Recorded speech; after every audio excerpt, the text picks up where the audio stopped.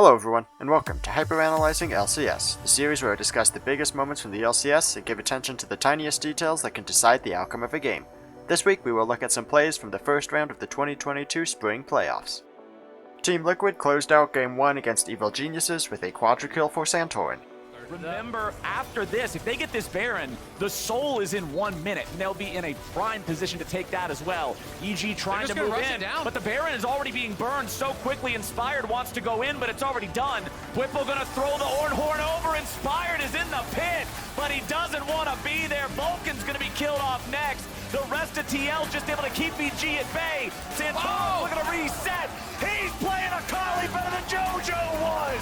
Triple kill over to Santorin. Impact can't do a thing. And TL take the Baron and mop him up. It's a quadra kill for Santorin, popping off. Team Liquid start the Baron with no members of EG nearby, and they are just about able to burn it down before EG gets there. Inspired gets close with Vulcan's Yuumi attached, but he is not able to get into the pit thanks to a great charm over the wall from Bjergsen, and Whippo has used Summoner's Spellbook to switch to Smite, allowing TL to burst the Baron down from 1500 HP with 2 smites. Having hit Sonic Wave, Inspired dives into the Baron pit, probably looking to land a kick onto Hans Sama or Bjergsen, but he gets stunned immediately by the Ornn ulti and dies quickly. This also leaves Vulcan separated from the rest of his team, so he cannot attach to anybody else and also dies in the Baron pit. The other 3 EG players almost kill Hans Sama, but CoreJJ saves him, flashing to get in range for Devour. Santorin's Viego possesses Lee Sin, and he safeguards out of the Baron pit to CoreJJ and uses the reset of Heartbreaker to dive onto and kill JoJo. Now possessing Akali, Santorin flashes forward and opts for the risky Shuriken Flip option, jumping away so that he can hit Danny with Shuriken Flip and dive back onto him. This forces out Danny's Featherstorm and Flash, but Santorin still has Heartbreaker to follow Danny over the wall and get his 3rd kill of the fight. Danny almost kills CoreJJ with a good Blade Caller, but Core survives with a huge shield from Thick Skin. Santorin possesses Xayah, but just instantly uses the Heartbreaker reset as a gap closer to chase down Impact and kill him for the quadra kill. Danny got his own quadra kill as Ezreal in Game 4 of that series. Innovate, be creative, and play some sort of a wild style of League of Legends that they're not ready for. Evil Geniuses is doing it. Oh, Santorin in some trouble, wrong side of the map here. Santorin, that's not your jungle, but Team Liquid's looking to change that now. They go over the wall. They are looking to take the fight to EG. Inspired is very low. He's finally going to be taken down. Danny's ready to join up here with the fight. Hans Sama going to be soaking a lot of damage. Hans Sama's taken out. CoreJJ's taken out. Impact's getting away. And Santorin will not get him. It's a quadra!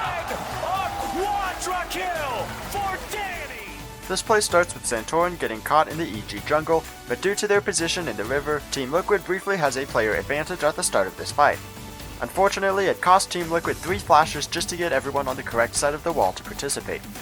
Both supports use their flashes to lock down opposing threats. CoreJJ flashes over the wall and uses everything to lock down Inspired, and Vulcan starts with a Solar Flare that stuns Bjergsen, then uses Flash to get in range for Zenith Blade and lock down Bjergsen for even longer. Due to it being a temporary 4v3, this works better for TL as Inspired is put in a bad position and is the first to die in this fight. However, Danny now joins the fight, and since TL had to use a bunch of flashes just to get into the fight, Hans Sama and CoreJJ are now backed into a corner with no way out, and Danny is able to shoot them down for 2 kills. Impact takes a bunch of damage from Bjergsen, but he ends up getting some insane luck with the Time Warp Tonic rune. With Time Warp Tonic, every time Impact uses a potion, he immediately regains half of the health that potion would eventually regenerate. So with Corrupting Potion, each charge regenerates 125 hit points, so Impact will get half of that, roughly 62 HP, upon using a charge of the potion, but he can only have 1 charge running at a time. He uses the first charge of Corrupting Potion at the beginning of this fight, and he has a second one queued up to be consumed after the first one ends. He gets super lucky that the first charge of the potion ends just as Santorin goes for the killing blow, and as the second charge of the potion is consumed, Impact gets that 62 HP back immediately thanks to Time Warp Tonic, and it is enough for him to survive 1 more hit. This buys enough time for Vulcan to stun Santorin, keeping Impact alive and delivering a 3rd kill to Danny. Impact then casts Realm Warp, and the vision granted from Realm Warp lets EG know that Bjergsen is attempting to teleport out, so Danny flashes over the wall to kill Bjergsen before he can get away, giving Danny a quadra kill. 100 Thieves were able to fend off Cloud9's attack to secure Baron in Game 2. He made it in time, but Summit... Oh, hold on, we got a Race going down. Yeah, you had your rocket flips with replay, and now the attempt at the Baron right now. The front line holding well, though, and as long as the battle lines look good, getting in is hard for Cloud9. You can see they're unwilling to go at this one, even though Baron's in the fight. Only one target for Blabber's engaged. A 4-man knockup, but the Berserk turns in one. One death. Does 100 Thieves get out? Do they have plans to leave? Is the 5v4 enough? Aphelios is untouched. You don't need a Nautilus, you need a frontline. An FBI jumps in on a Berserker, and guess what? Aphelios makes it happen. 100 Thieves start up the Baron, which C9 attempts to contest. However, Cloud9 don't have anybody in a flanking position, so their entire team has to funnel through this choke point, and that essentially decides this fight since 100 Thieves have a lot of zoning tools. First, Abbedagge blocks the area with Gravity Field, forcing C9 to stay away. Then he drops Chaos Storm in the same spot, which has a similar effect. Running out of time, Cloud9 decides to charge through the Chaos Storm, and most of their team takes a chunk of damage to do so. However, by the time they do this, Abbedagge has Gravity Field off cooldown, so he drops it once again to keep Cloud9 away from the Baron pit, and this also allows Ssumday to line up Call of the Forge God to knock up 4. It still looks a little scary with Baron dropping to 2 HP and the Renata Glask ult on its way, but Renata's ult doesn't actually hit monsters, so it wouldn't have stolen the Baron. It is worth noting that if Hostile Takeover hits Closer and Closer kills the Baron with an auto attack under the control of the Renata ultimate, then the Baron kill credit would actually go to Renata and C9 would have gotten Baron. However, in this particular situation, the Renata ult would have had Closer prioritize hitting FBI, so the Baron steal would not have happened. Back in the fight, Huhi gets killed quickly, but most of C9 is low on health due to the earlier Chaos Storm and Call of the Forge God. Abbedagge hits a huge death rate to chunk the health bars even lower, and 100 Thieves pick up 2 kills as Summit is already at very low health when he tries to engage, and FBI finds a 3-man Moonlight Vigil that finishes off Winsome. At this point, Berserker is the only C9 player with a substantial amount of health left, and he can't beat FBI's Aphelios with Crescendum, so C9 has to back away, and 100 Thieves win the fight 2 kills to 1 plus the Baron buff. Cloud9 and 100 Thieves had this intense cross-map back and forth sequence that started with C9 winning this fight around Dragon. Summit is into his TP is down, Fudge has burned his now as well, so the flanks aren't going to be there outside of Realm Warp, and it's time for the Victor poke to try to get something done.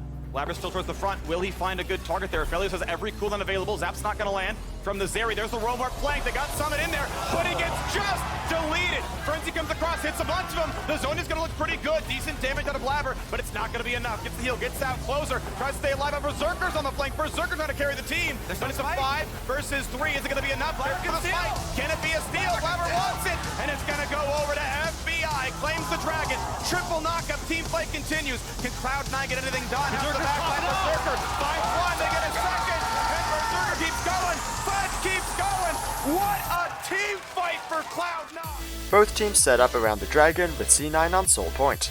Cloud9 start the fight with Fudge using Realm Warp to put Summit in a flanking position, a play that does not work at all as Summit ends up getting killed and blowing his flash without even stunning anybody.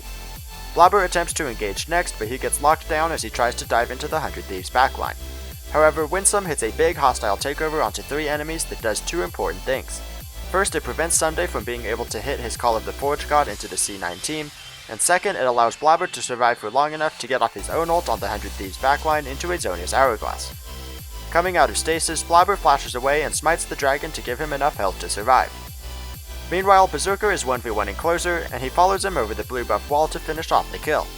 This puts Berserker behind the rest of the Thieves, which is not usually a good position to be in as an AD carry, but he sidesteps Huhi's Dredgeline and Abbedagge's Death Ray, and although Huhi flashes to root him, Berserker gets just outside of the gravity field, so he avoids the follow-up stun.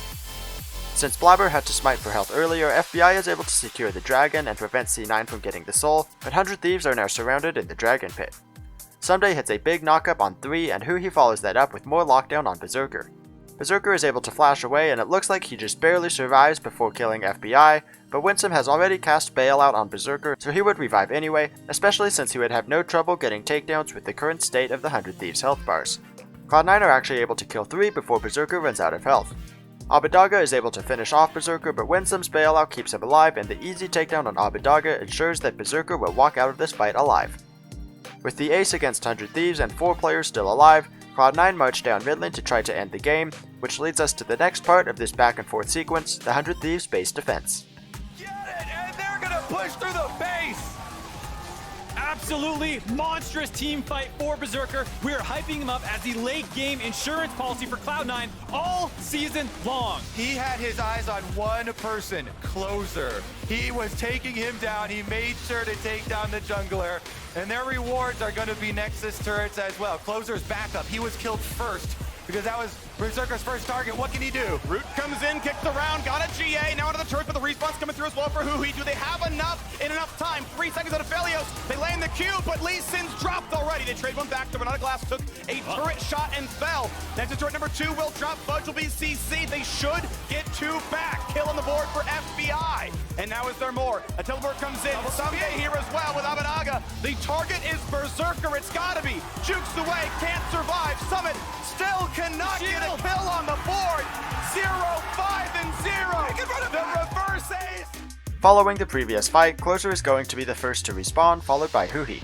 As Closer mentioned in a post-game interview, he actually sells his Maw of Malmodius to buy Guardian Angel, knowing that all he needs to do is buy time.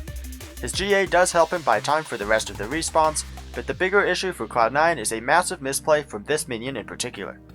As C9 kills the inhibitor, their next wave of minions is coming, but they struggle to get around this cluster of C9 players plus the 5 caster minions they already had. As this front melee minion walks around that group, he draws the attention of this minion from the 100 Thieves bot lane wave, and the 2 teams' minions end up fighting in the middle of the base. Because of this, only 3 minions actually get in range of the Nexus towers. This means that the Cloud9 players start taking turret aggro, but more importantly, with no minions nearby, the second Nexus turret has the backdoor bonus, so it takes Cloud9 3 times as long to kill it. This causes Blabber and Winston to die to the turret itself. Additionally, following the previous dragon fight, Winston does not have enough mana to cast Bailout on Blabber, which would have bought a little bit more time for C9 to finish off the turret. The Cloud9 minions eventually make it to the turret and kill it, but 2 members of C9 are already dead, and Huhi's depth charge prevents Fudge from escaping. At this point, Someday and Abadaga also respawn, and they both have teleport up, and there are wards behind Cloud9 that were placed in preparation for the prior dragon fight. By teleporting in, they are able to kill Berserker, and Summit almost returns a kill on Abadaga, but Someday is able to knock him up twice with auto attacks by applying Brittle with both Call of the Forge God and Beller's Breath. This also keeps Summit within the gravity field, which stuns him again, and Abadaga is able to walk out alive as Huhi claims the final kill. With this ace, 100 Thieves pick up an inhibitor and the Baron buff. Although the game doesn't end here, 100 Thieves importantly were able to keep their own Nexus alive, and they would win this game less than 3 minutes later. Thank you for watching Hyperanalyzing LCS. Hit subscribe and come back next week for more analysis of the LCS playoffs.